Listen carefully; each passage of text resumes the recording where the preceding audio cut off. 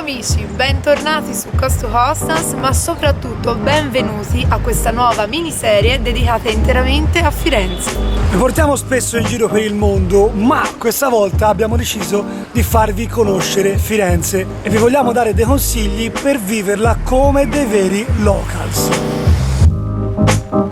Se state cercando informazioni su Firenze siete doppiamente fortunati, perché noi pensiamo agli itinerari e GoEuro riesce a trovarvi l'opzione di viaggio più veloce ed economica. Con questa piattaforma avete la possibilità di trovare e confrontare voli, treni e autobus in tutta Europa. L'applicazione è semplicissima da usare e attraverso una sola ricerca si può prenotare la soluzione di viaggio migliore con pochi click. Il 90% dei turisti arriva a Firenze dalla stazione di Santa Maria Novella. Partiamo dunque alla scoperta della capitale del Rinascimento visitando i dintorni della stazione.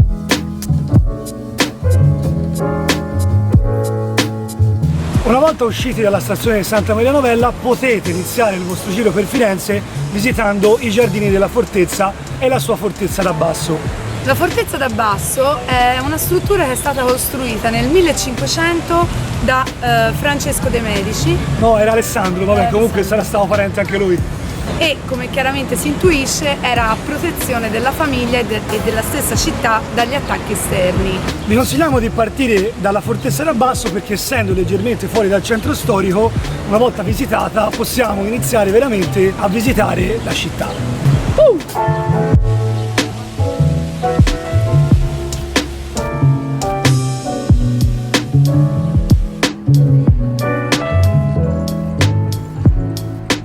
Ci sono tante soluzioni per girare la città, ma vediamole insieme. Biciclette a noleggio. La compagnia più in voga al momento è Mobike. L'iscrizione è molto semplice e si effettua il noleggio tramite un'applicazione.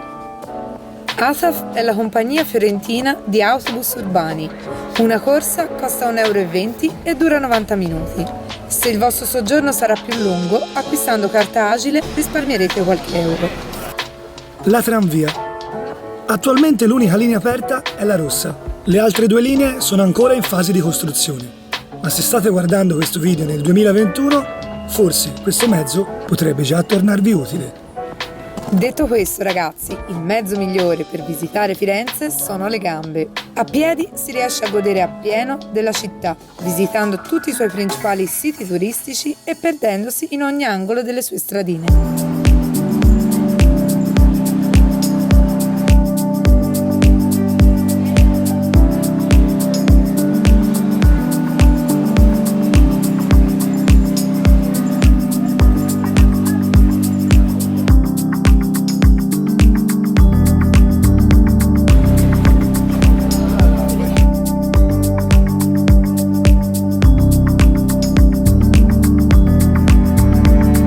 Arrivando alla stazione centrale di Firenze, la prima piazza che incontriamo è la piazza di Santa Maria Novella, con l'omonima chiesa che vedete qui alle mie spalle.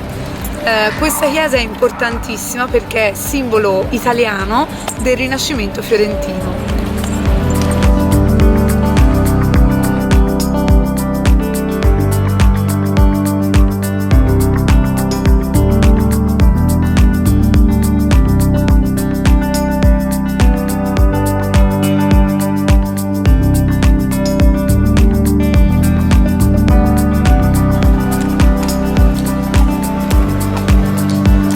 Dopo una breve passeggiata da Santa Maria Novella si arriva nel mercato di San Lorenzo. In questo mercato, oltre ai soliti articoli come souvenir, No, we just did a video. in questo mercato, oltre ai souvenir classici, si possono acquistare tantissimi prodotti in pelle, 100% vera pelle.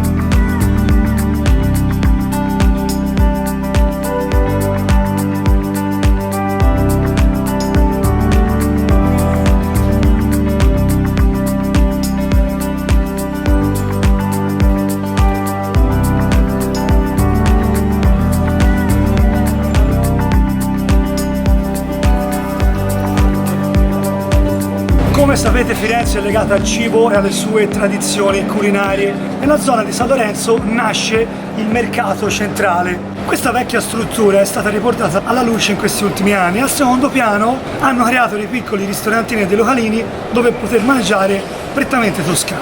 Quindi, se vi è venuta fame, vi potete fermare a mangiare qui.